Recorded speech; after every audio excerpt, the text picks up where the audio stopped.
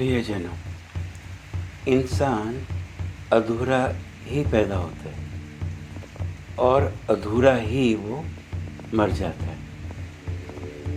ये आम प्रचलित है कि जब इंसान मरता है तो हम ये कहते हैं कि वह पूरा हो गया। ये देखो कितनी आश्चर्य है, हैरानी है, आश्चर्यता है कि जो जन्मा अधूरा, जिया अधूरा, तो मर के वह पूर्ण कैसे हो सकता है। तो क्या हम झूठ बोलते हैं कि इंसान मरने के बाद पूरा हो गया? और क्या आप सोचते हो कि इंसान पूरा हो सकता है? हाँ, हो सकता है, पर है ये बहुत कठिन। आपको जैसे पता होगा कि देवों में एक शिव देव ही ऐसे देव हैं जो बिल्कुल पूर्ण हैं, तभी उनको अर्धनार से भी जाना जाता है। उनमें दोनों गुण हैं, वे पूर्ण मर्द भी हैं और पूर्ण स्त्री भी हैं, और दोनों एक साथ भी हैं। हम अधूरे अधूरे हैं, हमें 100 होना चाहिए। 100 होने से ही हम पूर्ण होंगे, पर हम हैं 50, और ये हमारा कोई कसूर नहीं है इसमें कि हम 50% हैं, क्योंकि बाय नेचर हैं, हम बाय डिफ़ॉल्ट हैं। और जो बाय डिफ़ॉल्ट तो कि हम 50 हैं, 50% हैं, पर वो 50% भी तो हम पूर्ण नहीं हैं।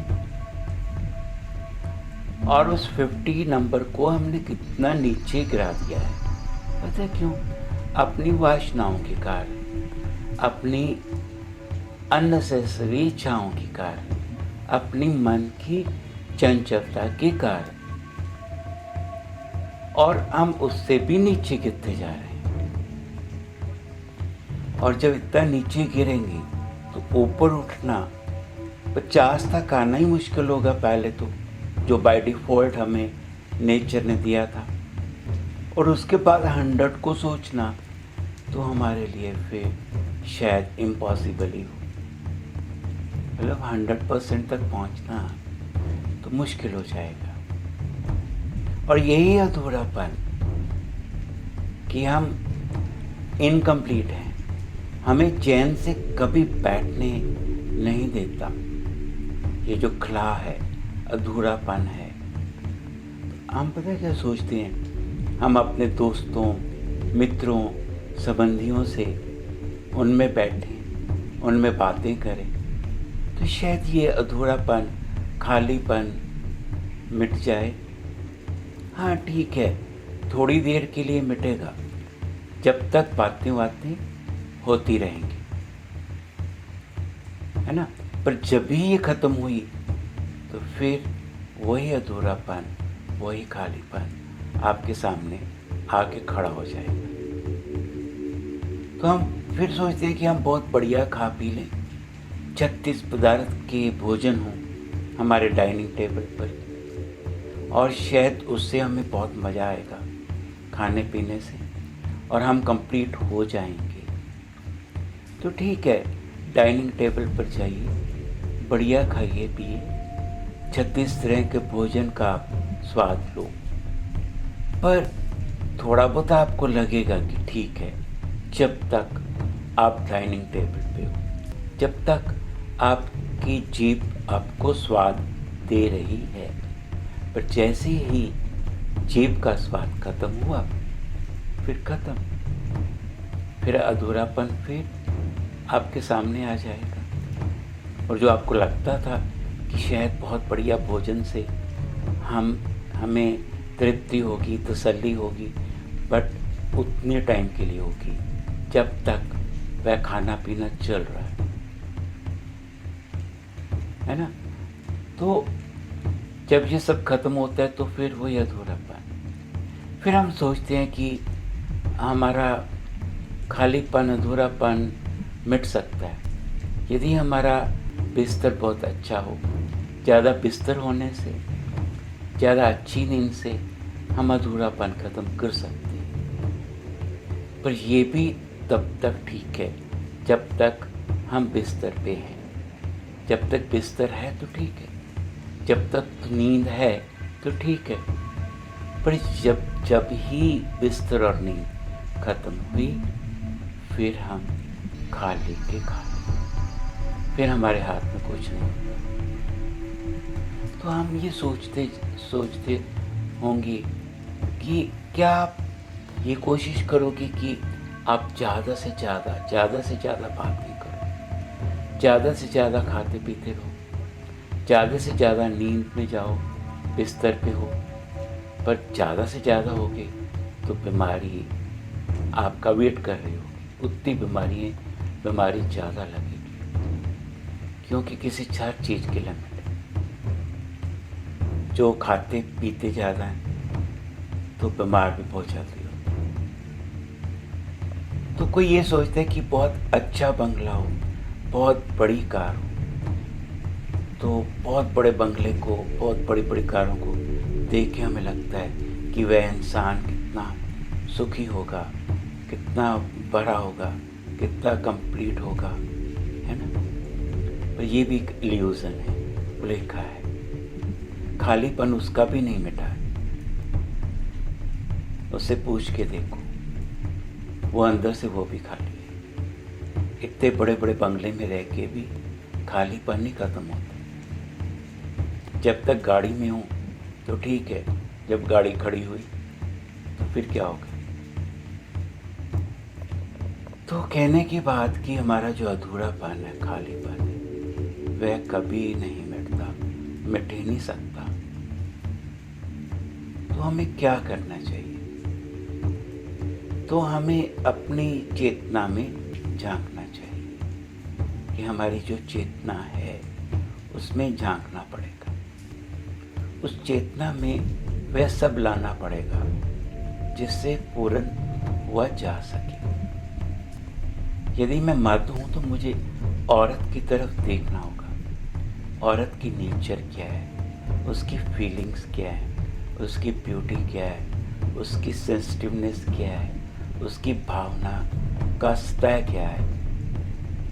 और वो कुछ मुझे अपने आप में भी वही फीलिंग्स, वही चेतना का रंग रूप, वही सेंसिटिवनेस, वही ब्यूटी अपने आप में भी उस फीलिंग को लाना होगा।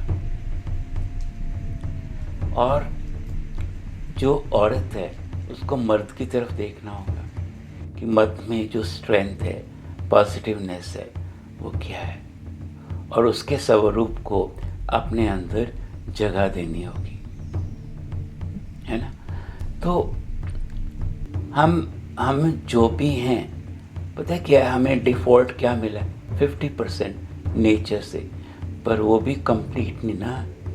हम उससे भी डाउन में आ जाते हैं। जो डिफ़ॉल्ट मिलता है उससे भी डाउन में है, तो उसे भी तो पूर्ण करना होगा। तो आप सोचो कि ये तो बहुत मुश्किल काम है।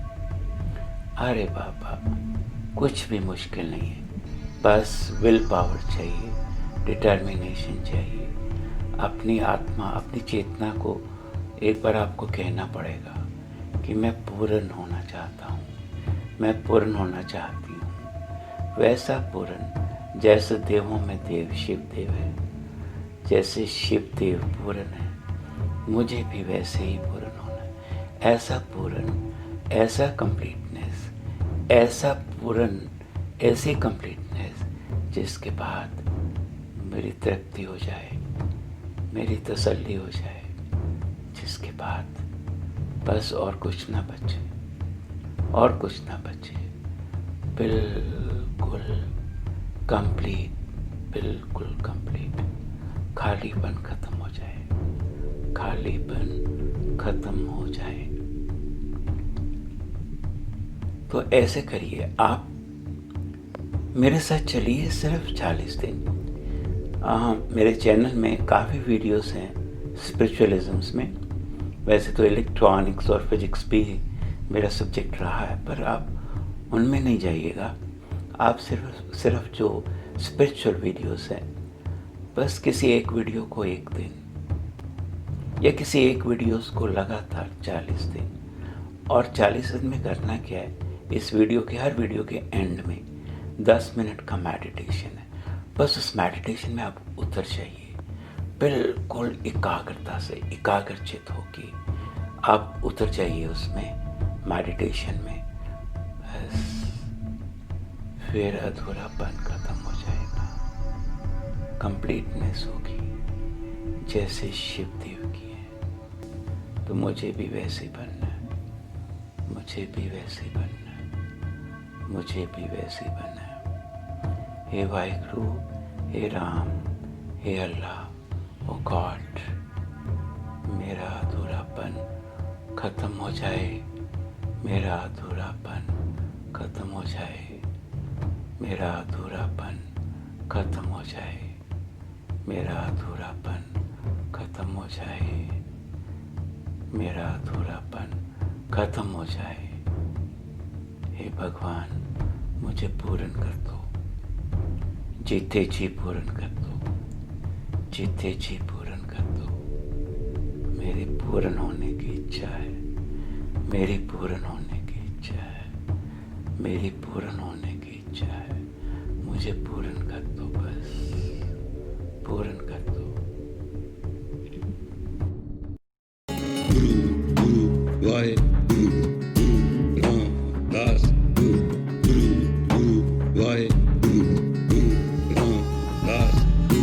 One, that enables you to absorb the grace of Guru Ram Das. The second one is that once you've absorbed that grace, 3 moves in this Kriya. One, that enables you to absorb the grace of Guru Ram Das. The second one is that once you've absorbed that grace, you want to open your spine to allow that grace to rise up through your system. And the third is that you use that grace, the open spine, the Kundalini has risen, and you begin to reach and absorb the universe with all of your might. And these were the 3 moves, and they're to be done exactly as you are chanting the mantra. And the breath is the breath. The breath comes and goes as it comes and goes. So we will begin the mantra and we will begin the Kriya. Put your little finger and the ring finger, the Mercury and the Sun, against the tip of your thumb. You have the Jupiter and Saturn pointing straight up to give you that balance between lessons learned with joy and lessons learned with ease, and lessons learned with great challenge, because those were the lessons that Guru Ram Das overcame. You're going to come into a standing Shiva, and you're going to be chanting with the mantra.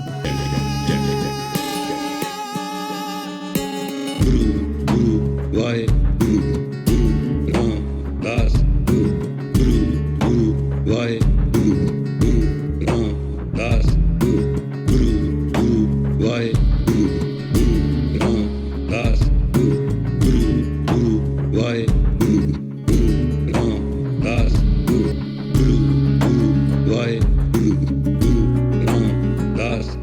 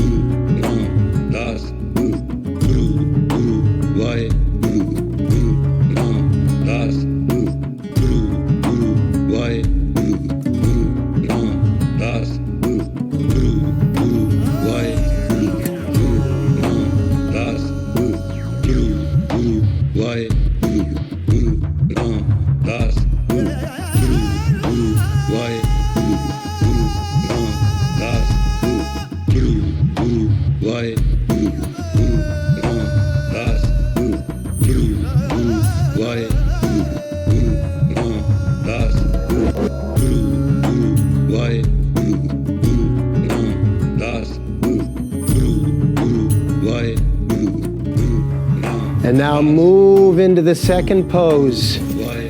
Down in horse stance. Fingers are interlaced. Arms are straight, hugging the ears.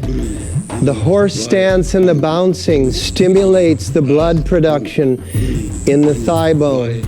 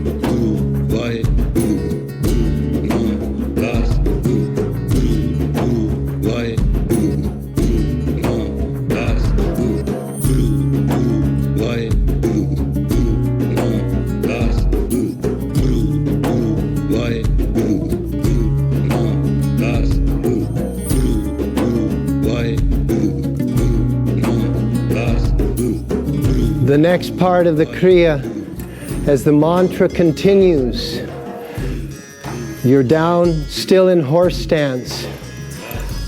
You reach out and you take a hold of the universe and you bring it into your heart. Reach out, bring it into your heart.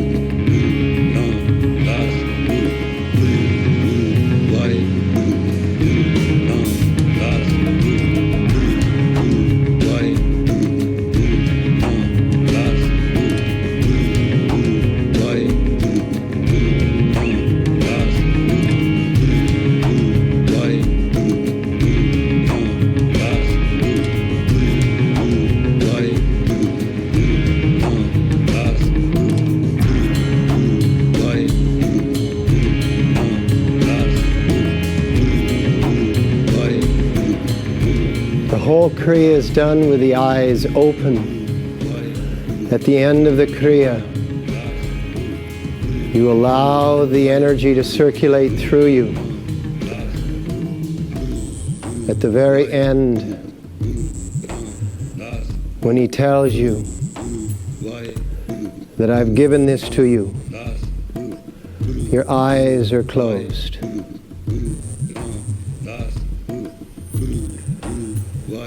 You're experiencing the miracles that human beings are capable of. And no time in history has been more in need of these miracles than the time of right now.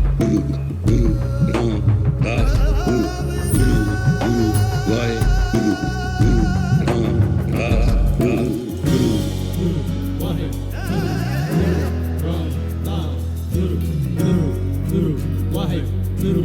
Guru Ramdas, Guru Waheguru, Guru Ramdas, Guru Waheguru.